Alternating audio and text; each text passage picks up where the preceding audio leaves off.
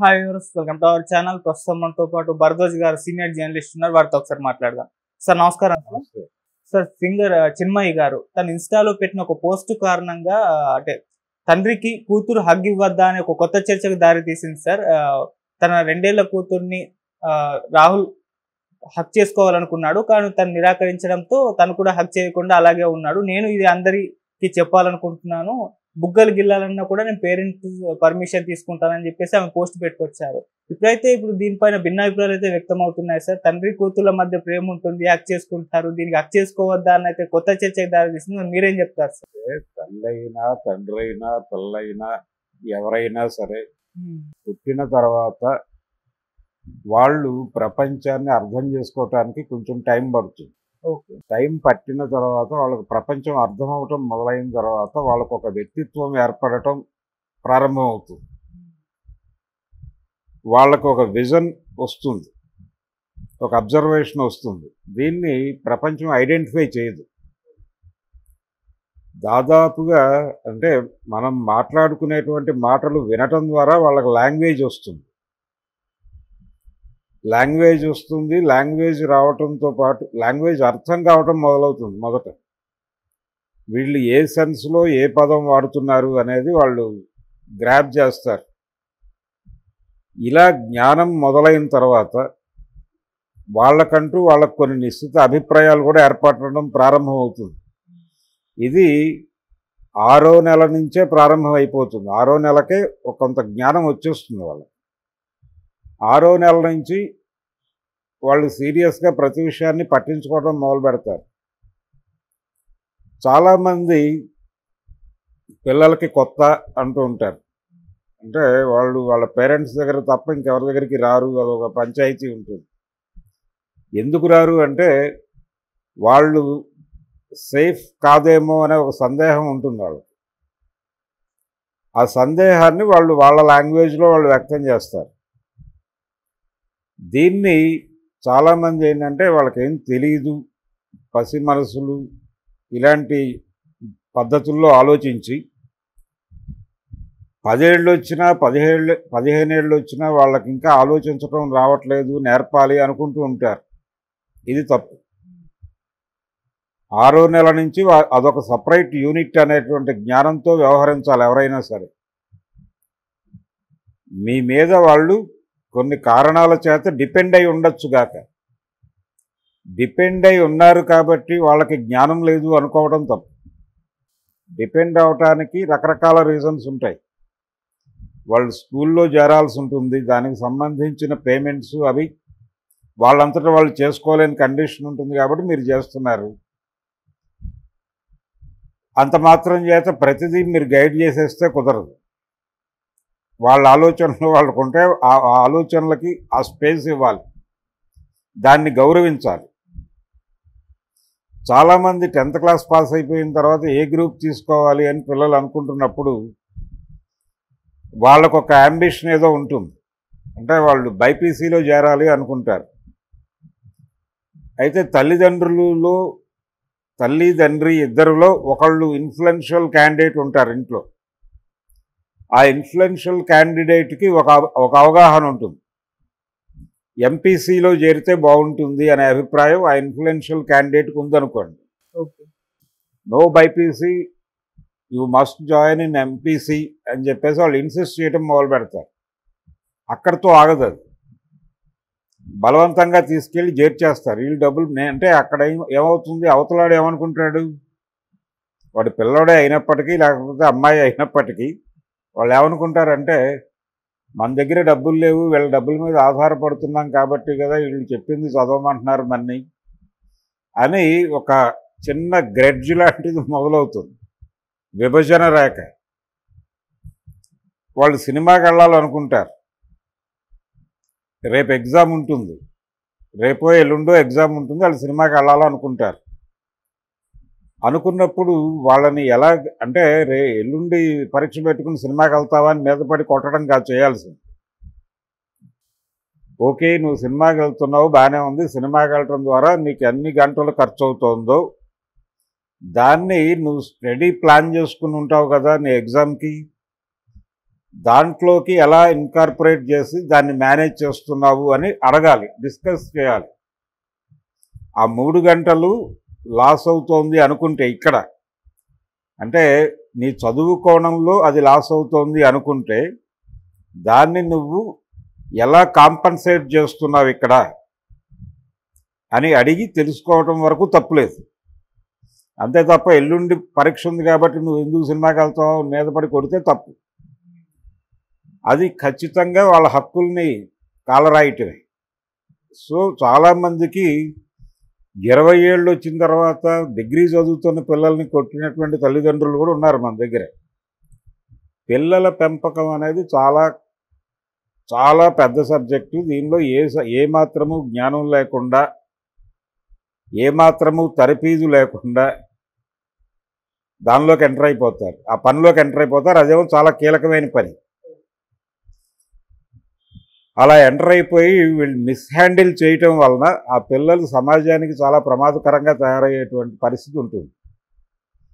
ఇప్పుడు ఆ అమ్మాయి చిన్మయి ఏదో ఒక వేగ్గా ఒక స్టేట్మెంట్ అనేసింది, నా భర్త నా కూతురు దగ్గరికి వెళ్ళినప్పుడు తను కొంత ఇబ్బందిగా ఫీల్ అయ్యింది, దాన్ని ఎక్స్ప్రెస్ చేసింది, ఆయన గౌరవించాడు, ఇలాగే ఉండండి. అలాగే ఇతర పిల్లల్ని చూసినప్పుడు ముద్దొచ్చినా నేను వాళ్ళ పర్మిషన్ లేకుండా అంద అమ్మాయి, వాళ్ళ పర్మిషన్ లేకుండా వాళ్ళ బుగ్గగిల్లటం లాంటి పనులు కూడా చెయ్యను. అలాగే కొన్ని సందర్భాల్లో వాళ్ళు చెప్పకపోతే వాళ్ళ పేరెంట్స్ పర్మిషన్ అయినా తీసుకుంటాను అని చెప్పింది ఆవిడ. ఆ స్టేట్మెంట్ని తప్పుపట్టడం అంత తప్పు ఇంకోటి లేదు. నిజానికి అంతకంటే ఎక్కువ ఆలోచించాల్సిన విషయం ఉంది. ఈ ప్రపంచంలోకి ఒక సంక్లిష్ట ఆలోచనలు, అంటే హింసోన్మత్తత అనేది ఎక్కడి నుంచి వస్తుంది అంటే తల్లిదండ్రుల పెంపకం నుంచే వస్తుంది. ఇంట్లో చితక్కొడేస్తారండి అయిన దానికి కాని దానికి. అంటే క్రమశిక్షణలో పెడుతున్నామనే భ్రమలో పడిపోయి వాడు ఇంటర్మీడియట్లో ఉన్నా కొడతారు, వాడు డిగ్రీలో ఉన్నా కొడతారు. ఫైనల్గా వన్ ఫైన్ డే వాడు ఏం చేస్తాడు, ఆ పిల్లవాడు కానీ పిల్ల కానీ ఈ చిరాకంతా వాళ్ళల్లో మేటేసుకుపోయి వన్ ఫైన్ మార్నింగ్ వాళ్ళు కొట్టడం మొదలు పెడతారు. వాళ్ళు కొట్టడం మొదలుపెట్టే టైంకి వీళ్ళకి బలం తగ్గుతుంది, వయసు రీత్యా.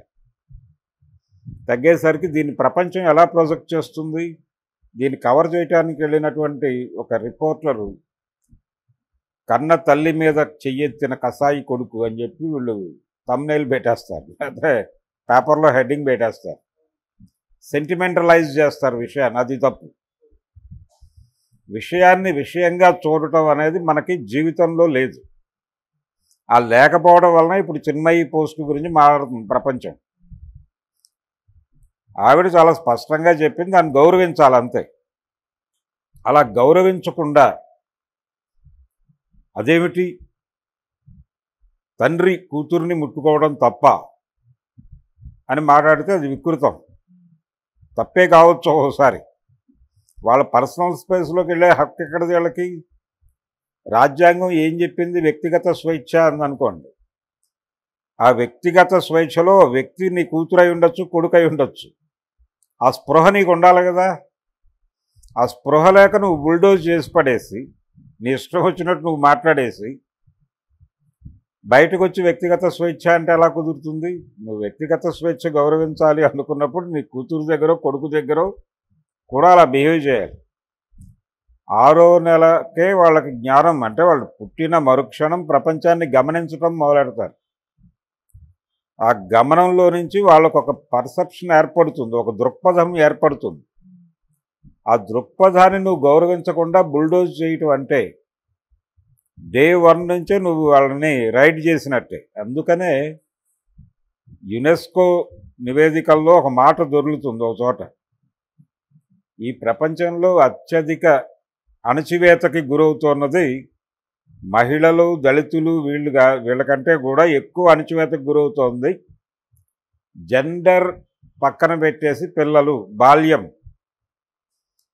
బాల్యంలో ఉన్నటువంటి వ్యక్తులు వాళ్ళు అనుభవిస్తున్నంత అణచివేత ఇంకెవరూ అనుభవించట్లేదు ఈ ప్రపంచంలో అని యునెస్కో నివేదికల్లో ఎక్కడో ఒక వాక్యం చదివాను.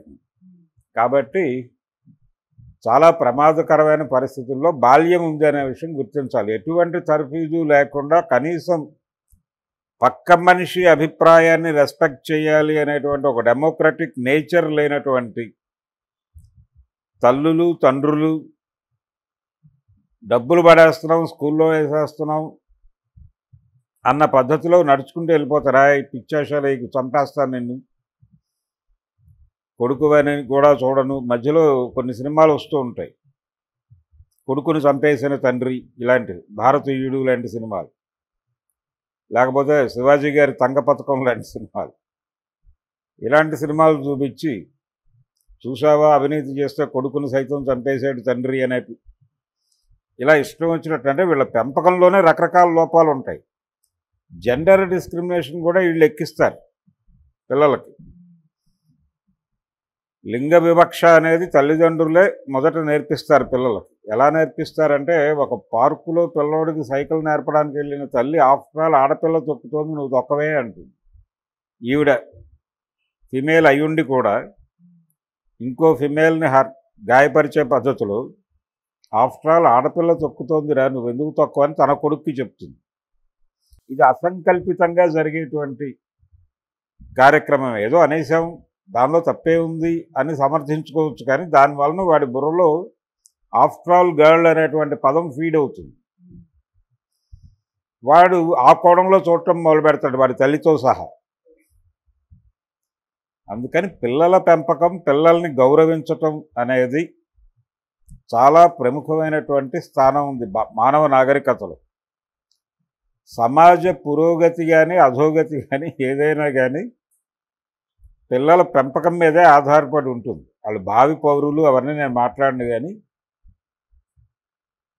వాళ్ళు సమాజంలోకి వచ్చి చాలామందితో ఇంటరాక్ట్ అవుతారు. ఆ ఇంటరాక్ట్ అయ్యేటప్పుడు వాళ్ళల్లో ఫార్మేటివ్ డేస్లో ఏదైతే నాటుతారో ఆ దృక్పథంలో నుంచి, ఆ గందరగోళంలో నుంచి వాళ్ళు ప్రపంచాన్ని చూస్తారు. చూసినప్పుడు ప్రమాదకరమైనటువంటి నిర్ణయాలు, ప్రమాదకరమైనటువంటి ఆలోచనలు వాళ్ళ దగ్గర నుంచి మొదలవుతాయి. వాళ్ళు డెమోక్రటిక్గా ఉండరు. చాలా సందర్భాల్లో ఇన్హ్యూమన్గా కూడా ఉంటారు. ఇదేదో వాళ్ళ నిర్వాకం కాదు, వాళ్ళు అలా బిహేవ్ చేయటం వెనకాల చాలామంది తల్లిదండ్రుల దగ్గర నుంచి ఇంట్లో ఉండేటువంటి అందరి కంట్రిబ్యూషన్ ఉంటుంది ఎంతో కొంత. ఈ కంట్రిబ్యూషన్ని యాక్సెప్ట్ చేయదు సమాజం. నేను బాగానే పెంచాను, వాడు అడిగిందల్లా కొనిపెట్టాను, వాడు అడిగిన స్కూల్లో చేర్పించాను, పిచ్చి మాటలన్నీ మాట్లాడతారు. అది కాదు. మీరు బ్రాటప్ నుంచి వాళ్ళకి ఏం ఫీడ్ చేశారు, ఏం నేర్పారు, మీరే వాళ్ళకి ప్రథమ గురువులు అనేది తల్లిదండ్రులు. ఆ రెస్పాన్సిబిలిటీ తల్లిదండ్రులు తీసుకున్నంతకాలం సమాజంలో అనేక గందరగోళాలు జరుగుతాయి. హత్యలు చేసేవాళ్ళు, సైకో అని చెప్పి బ్రాండ్ పడిపోయిన వాళ్ళు, వీళ్ళందరి బిహేవియర్ వెనకాల వాళ్ళ పెంపకం తాలూకా ప్రభావాలు ఖచ్చితంగా ఉంటాయి. ఒక సైకోని మనం సమాజానికి ఇస్తున్నాము అనే స్పృహ వాళ్ళకు ఉండదు, కానీ ఇచ్చేస్తారు, కంట్రిబ్యూట్ చేస్తారు. ఇది ప్రమాదం. అందుకని పిల్లల హక్కుల్ని గౌరవించటం అనేది విధిగా చేయవలసినటువంటి కార్యక్రమం. అలా విధిగా చేయకపోతే వికృత పరిణామాలు సంభవిస్తాయని అనే స్పృహతో పిల్లల గురించి ఎవరు ఏం మాట్లాడినా వాళ్ళని గౌరవించాలి అని, పిల్లలని వాళ్ళ హక్కులని గౌరవించాలి అని ఎవరు మాట్లాడినా దాని మీద వికృతంగా విరుచుకుపడకూడదు, సెంటిమెంటలైజ్ చేసి మాట్లాడకూడదు. నేను ఇందాక చెప్పినట్టుగా తల్లిని కొట్టిన కొడుకు అని చెప్పి హెడ్డింగులు పెట్టకూడదు. ఆ కొట్టడానికి ఉన్న కారణం ఏమిటో నువ్వు సక్రమంగా విశ్లేషించి, తల్లి ఒక యూనిట్, కొడుకు ఒక యూనిట్, తండ్రి ఒక యూనిట్, కూతురు ఒక యూనిట్, వాళ్ళకి విడివిడిగా వేరువేరు వ్యక్తిత్వాలు ఉన్నాయి, ఆ వ్యక్తిత్వాలు ఘర్షణ పడుతున్నాయి అనే యాంగిల్లో మాత్రమే చూడాలి తప్ప తండ్రి కూతురనో తల్లి కొడుకనో చూడటం అంత మూర్ఖత్వం మరొకటి లేదు. అసలు ఏజ్ కూడా మ్యాటర్ అవుతుంది కదా, అంటే కూతురు ఏజ్ అనేది చెప్తున్నాను. అసలు ఏజ్ అనేది చెప్పడానికి ఎవరికి హక్కు లేదు. వాళ్ళు జ్ఞానం పొందేటువంటి వయసు వాళ్ళు పొందుతూ ఉంటారు. వాళ్ళకి ఎక్స్ప్రెస్ చేసేటువంటి నేచర్ ఉంటుంది ప్రతి మనిషికి. ఎందుకు ఏడుస్తారు పిల్లలు? వాడికి వేరే లాంగ్వేజ్ రాదు కాబట్టి ఆ లాంగ్వేజ్లో ఎక్స్ప్రెస్ చేస్తాడు వాడు. ఆ ఎక్స్ప్రెషన్ నీకు అర్థం కాక ఎందుకు ఏడుస్తున్నావు అని 2 బ్యాజీ పడుకోబెడితే భయపెట్టి టెర్రరైజ్ చేసి పడుకోబెట్టడం అనేది చేసేస్తారు. వాళ్ళు ఏదో చెప్పదలుచుకుంటున్నారు దానిలో నుంచి. దాన్ని ఎక్స్ప్లోర్ చేయటం చేతకాక మీ వ్యక్తిగత చిరాకుల్లో నుంచి వాళ్ళ బుల్డోజింగ్ చేసే ప్రయత్నం చేస్తారు. ఇది తప్పు. గౌరవించటం 6వ నెల నుంచి కనీసం వాళ్ళని గౌరవించటం మొదలైతే వాళ్ళు గౌరవించటం మొదలు పెడతారు. మీరు వాళ్ళని ఒక యూనిట్గా గుర్తిస్తున్నారు అనే స్పృహ వాళ్ళకి కలగాల. అది కలిగించలేకపోతున్నారు 90% తల్లిదండ్రులు. కలిగించకపోవడం వలన డిపెండెన్సీ పెరుగుతోంది. గతంలో అంటే 90లకి ముందు సమాజంలో ఈ డిపెండెన్సీ అనేది కొంత తక్కువ ఉండేది. 90ల తర్వాత వచ్చినటువంటి జనరేషన్కి 90ల తర్వాత పెళ్ళిళ్ళు చేసుకుని పిల్లల్ని కంటున్నటువంటి వాళ్ళల్లో ఆ పిల్లల్లో డిపెండెన్సీని నింపడానికి వీళ్ళు ప్రయత్నం ఎక్కువ చేస్తున్నారు. అంతకుముందు తల్లిదండ్రులు పిల్లల్ని వదిలేసేవాళ్ళు, రోడ్ల మీద ఆడుకునేవాళ్ళు, దెబ్బలు తగిలితే తగిలించుకునేవాళ్ళు.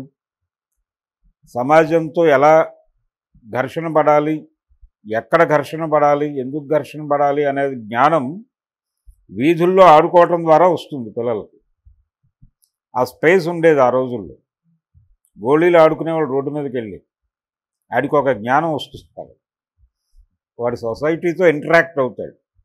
లాభం పొందాలి, జాగ్రత్తగా ఆడితే 4 గోళీలు గెలుచుకుని రావాలి, అవతలవాడి దగ్గర 20 గోళీలు ఉన్నాయి, ఈ పోటీ ఇవన్నీ మొదలవుతుంది అక్కడ. దాన్ని మీరు కట్ చేశారు. ఆటలు కట్ చేయటం ద్వారా అంటే సొసైటీతో ఇంటరాక్ట్ అవ్వటం అనే దాన్ని కట్ చేస్తున్నాం అనే స్పృహ కోల్పోయారు. అందుకని రకరకాల లోపాలు ఉన్నాయి. 90ల తర్వాత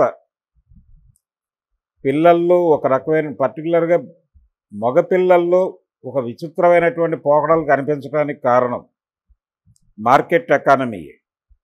మార్కెట్ ఎకానమీని పిల్లలకి ప్రాపర్గా అర్థం చేయించడంలో తల్లిదండ్రుల వైఫల్యం చాలా ఉంది. విపరీతంగా మార్కెట్ అనేక ఐటమ్స్ని మీ ముందుకు త్రో చేస్తుంది రకరకాల ప్లాట్ఫామ్స్ మీద.